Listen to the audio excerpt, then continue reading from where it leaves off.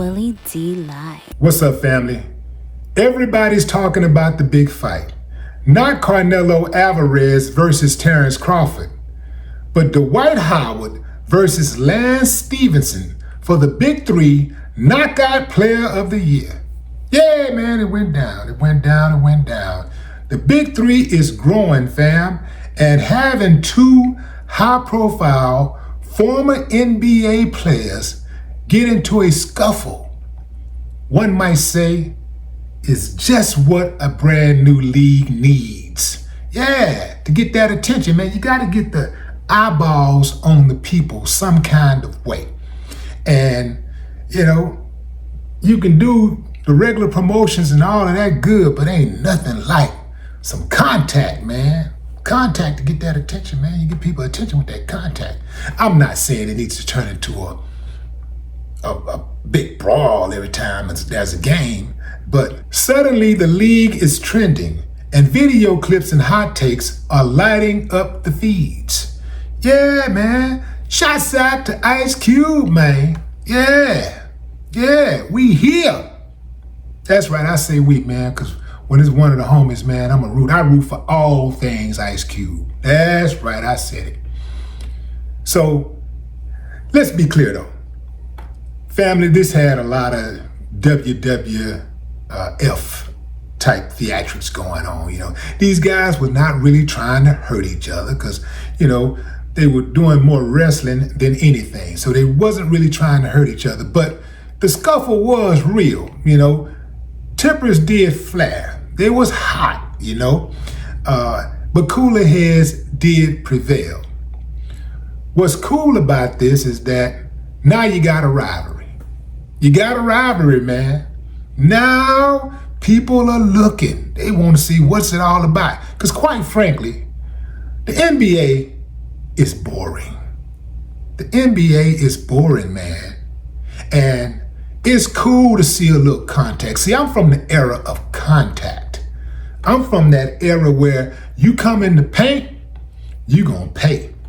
I'm not saying we gotta take it all the way back to the Bill Laimbeer days.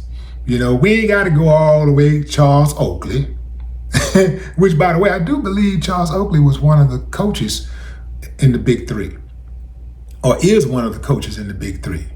In any event, we ain't got to try to break people's arms and stuff, but there needs to be some contact, man. I'm not advocating for violence, but when fights break out, it shows that the players care. That scuffle sent the message.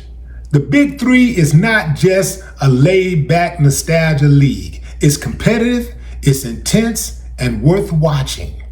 And it ups the ante and the credibility for fans and future players. Think about what I'm saying, fam. You watch them boys and they going at it like that, man. It ain't just a regular old going up and down, shoot, and go up and down, shoot, go up and down, shoot, pass, lead, looking like an all-star game, like a 3-on-3 all-star game. Now, it's competitive. These boys is trying to win. They are serious.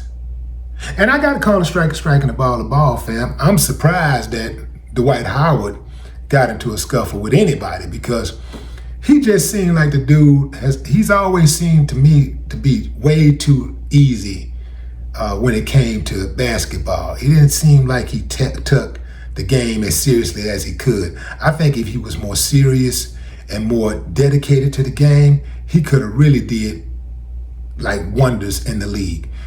I think he's a Hall of Famer. He should be a Hall of Famer, but it just seems like he could have been better, but he was joking too much. I hate looking on the sideline, watching a player play around and joke when the game ain't decided in their favor already. Even if you up, if the game ain't locked, man, I don't like all that playing and laughing and shit, man, because those other players over there, man, they hot. They still got that drive. And, they want to win.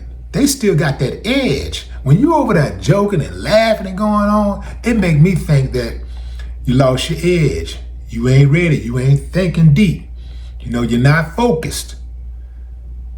All that celebrating and stuff and joking and stuff, that stuff is cool when the game is decided in your favor. If you over there getting blowed out and you over there laughing, I'm thinking you betting on the games. Like you bet against your own team or something. Nah, I'm not with that. I'm not with that at all. But I likes this new Big 3. Yeah, I like that. See, everybody thought it was going to be another regular old debut, another regular Big 3 debut. And while competitive because keep in mind, fam, you're dealing with a whole lot of, former All-Stars. So it's going to be competitive no matter what. But I just like that contact. And wouldn't that be cool for all of the people that really like to see, want to have that nostalgia where players took it seriously and they were a little bit more physical? Like these guys today, man, you foul, In fact, sometimes you ain't got to even foul them. They can just act like they got fouled and they're going to call a foul. So I like the contact. Not always, because, if everything is a wrestling match, you can't put no points up on the board. But, certain times you come up in that hole, man, you just got to know there's going to be contact. There will be contact. I like that. I like that for the league. I'm one of those dudes, I'm rooting for Big 3. I hope he go all the way with it. I hope that, in 10 years, we got 20, 30 teams. I don't know how many teams there is right now, but I hope he got 20, 30 teams and it's rivaling the NBA. The NBA is washed right now. I mean, people only watch it just because it's the NBA and because there ain't no other game in town. And that's why the NBA is so intimidated by the Big 3, because the Big 3 is more exciting to watch. It's just exciting. It's way more exciting to watch than the NBA. The NBA is boring. And now, with this scuffle, I mean, you couldn't have planned it. It couldn't have been planned better. But that just goes to show you once again how authentic the Big 3 is. You dig what I'm saying? This wasn't just some random brawl. It was a catalyst. It turned a routine debut into a viral sporting moment, elevated Big 3's profile, and set the stage for compelling drama in future matchups. As far as growth and momentum goes, this is exactly what a young league needs.